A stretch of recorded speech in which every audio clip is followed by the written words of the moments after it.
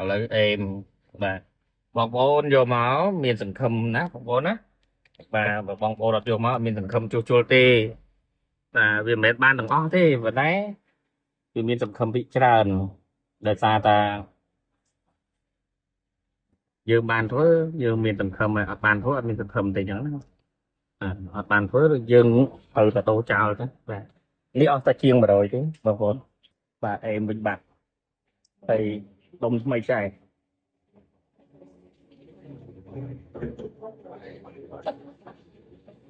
បាទ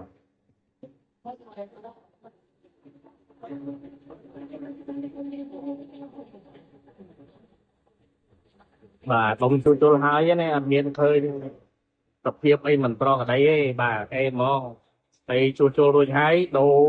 ប្រេងឲ្យមកស្អាតទៀតបាទប្រេងបាទ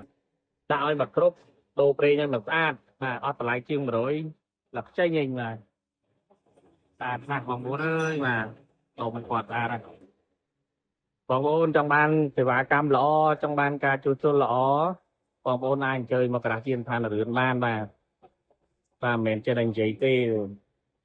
តោះមើលធ្វើបានមិនបានដឹងភ្លាមហ្មងហើយបងប្អូនអាចអង្គុយមើលបានបាទធ្វើភ្លាមយកភ្លាមបាទ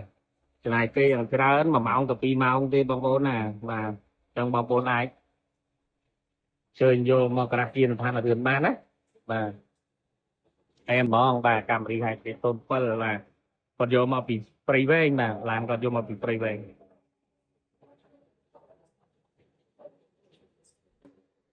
បាទអរគុណច្រើន